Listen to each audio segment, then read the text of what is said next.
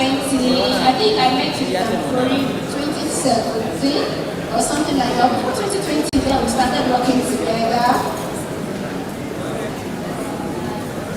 No?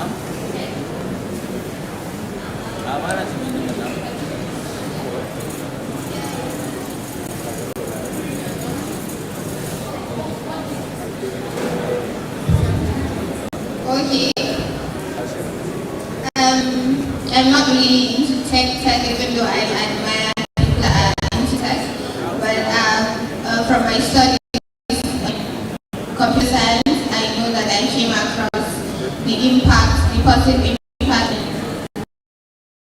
and I know that if we are to utilize those resources and incorporate into the health system, sports system, whatever system, it will make things better. Now it's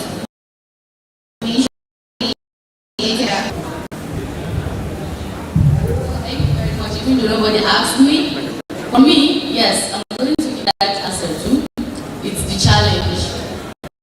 That's feeling that number one happened, and I was like, but really, I'm going to say, do you understand? So it's just about the challenge. And that's me. So that is how my tech journey actually started. So next.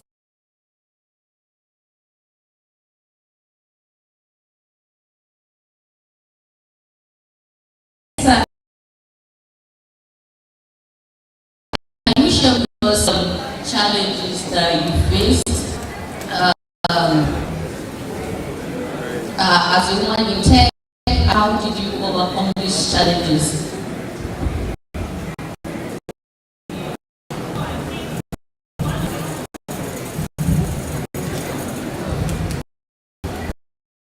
I first in this tech space is I don't really have a background. I studied BSc microbiology, and I'm having a master's in international affairs and diplomacy, of which is totally not in line with what I'm redoing now. But as I said earlier on, what made me to start a career is because of the challenges surrounding the child gender divide here in the Northeast. So I try to ask questions whenever I meet people that are doing well. I started online courses, but sometimes I'll attend programs that for the whole day I will not really know what they are doing. But one thing I tell myself is I must learn and I must do what they are. I'm always confused from the beginning, but believe you me, because of the passion I have for it, I tried my positive base. Out of my personal I tried in line with it. So challenges are bound to happen. And I guess there are instances I'll even find myself alone in a gathering of, male, the opposite, I'll still feel comfortable and among about I love asking questions. And you'll be in trouble if I want to learn from you, I must learn. So it's really challenging, but I always find my ways around it. Thank you.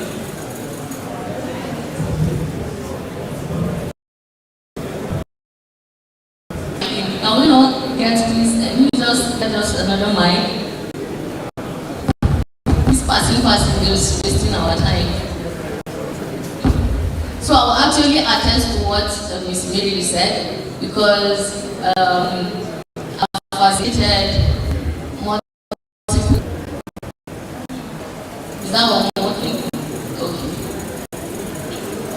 So I've facilitated programs, and I taught them of different things, and Mary is one of the students that seen at the night. Okay, she wants to learn. She puts her all in it, and then she must learn it before she leaves there. Not to figure that she keeps calling me. When she's been taking up for that, so I actually attest to what she said here. So, and here the next question is for you. Have you ever felt underestimated or overlooked in a tech space? You have 1 minute.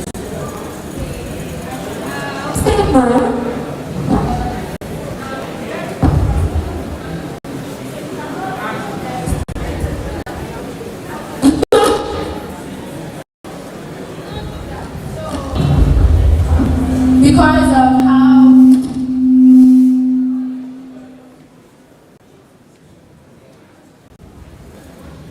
for me, because of how it's brought up, I don't go in the midst of people and being underestimated. No, you don't do that to a hearing.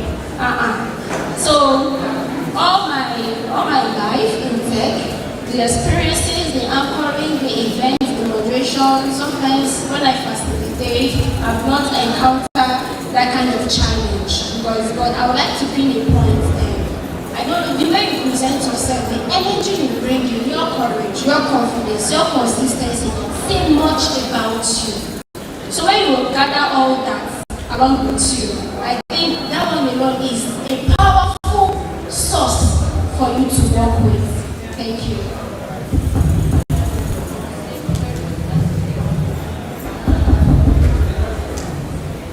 So the next question goes to Mr. Howard.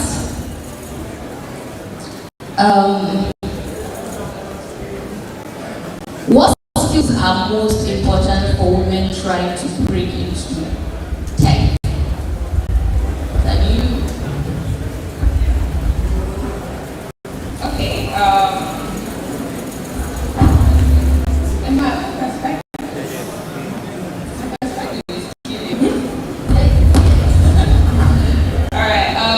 What skills? So there are a lot of skills out there, but I feel like it's not just about the skill. Yeah, you really need to be open to learning. Don't just go and say, "Oh, I know this thing." Be open to learning. Even till today, I'm still trying to build my career. I cannot exactly tell you that, okay, focus on this skill or focus on that skill because they're not. And I would not like to do they are hard. Nothing easy. So it's all about making research. Find out what you're good at. Don't say, oh, okay, at development. Find out what you're good at as a person. For me, I said it was complaining. I can complain, and here you can attest to that. I can complain. So find out what you're good at as a person. So if you know that, okay, you saw somebody and this person's cap does not match their shoes, their belt does not match what, you might be good at design. So look at that. You can look at back end, front end. There are so many different skill research and always be open to learning and growing.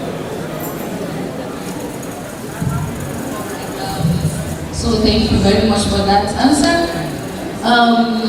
Fatima Dalori, let me come back to you. What advice do you have for women that are transitioning into tech? My advice for them is they should have confidence in what they do. They should love what they do. They should close their eyes. You understand? With their ears, but they shouldn't take what people say. You understand? Because I know it myself. I live in a very local community. I live in a community that's in the heart of Maiduguri, the community where they prioritize culture and tradition the most. You understand? So when you take all these things, I think you can just move on. Just know what to do and have support from your parents. That's it. Thank you very much for that strong answer. I would say it's a strong answer because of the community we are in. Mr. Arat, maybe you. It's true. And I hear it, looking at where you people grew up from, maybe you might not understand where we are going. But here in Arewa, we know what we are talking about. You as a lady going into tech, that is not a day job, that is something else, no big beans, I'm telling you. So, Mr. Harrat, do you see an of women in emerging technologies like AI? Oh, yeah. So there are a lot of roles out there. So like I said earlier, it's all about you being ready and you putting yourself out there. So there's so many opportunities and there are a lot of people that actually know how to do these things, but nobody's going to know if you don't tell anyone. I have a friend, a manager. Vicky always says whenever she goes to an event, she'll tell you, closed mouths don't get fed. You need to, when you meet people, tell people what you do. Tell them every single thing you do. Don't just say, oh, I'm a developer or I write code. Tell them every single thing you do. Because you never can tell who might need one service or the other that you can offer to them. And you might actually be in need of the job, or you say, oh, okay, I'm a front-end developer, I'm currently needing code. But you have other skills that people might actually need and that might actually get you money. So there's so many roles out there, there's so many opportunities out there for people to explore. But it's just about you putting yourself out there and telling people that, oh, hi, my name is Q and I can do this. So yeah, hi, my name is Q, I do QA. Alright, thank you very much. So, Miss Mary, please can you tell us what support system did you have in your tech journey? Like, what kept you? So I think what kept me going was the first thing that kept me going was the community, the women tech community we have here in Maiduguri. I think that was my first encounter with women that we have a gathering and having like minds together to discuss things that they all have passion about. So joining this community or attending their programs actually gave me a free mind to talk about what I want to learn, what I don't know, and other stuff. So aside that, the space that was so much important to me was the free learning sessions, online courses that are free. You can, not really free, there are online courses that you can actually go and learn things. That space also is available for everybody to access. And the third one is the part of mentorship. So there are so many women in tech that give a helping hand to any woman that really wants to, start a career in that, of which we have few among them is Fatima Dawood here. She's always there to help. And aside her, we have the male also. We have somebody like Al-Bashir and the rest. They are always ready to help. And these are the three spaces I find so comfortable. It has helped me a lot. Thank you. Thank you very much. Let me give you the last question. Okay? So as a woman in tech, what legacy do you hope to leave? For me, I have a big imaginary purpose in life when it comes to tech. Sometimes when somebody asks me, what is your magical power? I used to tell them, I want to be a robot. Yes, do you know why I said so? Because I know all things. Imagine you as a human being, you can do all things. You can help life, you can teach people.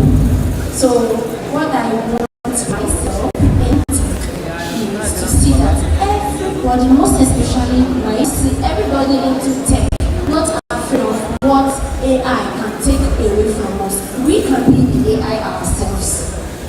The only thing I see is just the competition, because I'll be competing with you, and don't get me wrong, I'm gonna win. I will win. So that is my big imaginary self I have. If I can be an AI, I think the solution provided.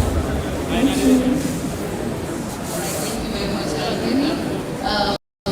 And with that, we've come to the end of the conversation. I would like